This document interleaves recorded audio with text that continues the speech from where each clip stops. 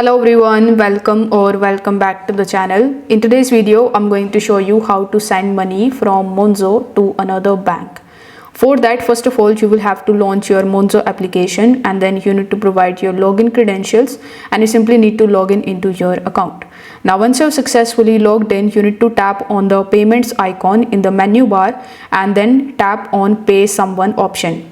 After that, you need to select make a bank transfer and follow further on-screen instructions in order to successfully send money from your Monzo account to another bank. Here, a few things that you need to remember: that transfer should happen instantly, but they can take sometimes up to 24 hours. If you want to make a transfer over £10,000, you will need to request a limit increase in the application.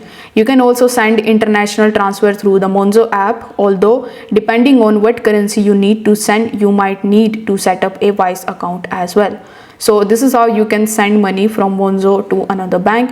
If this video helped you out, consider subscribing to the channel and liking the video. Thanks for watching.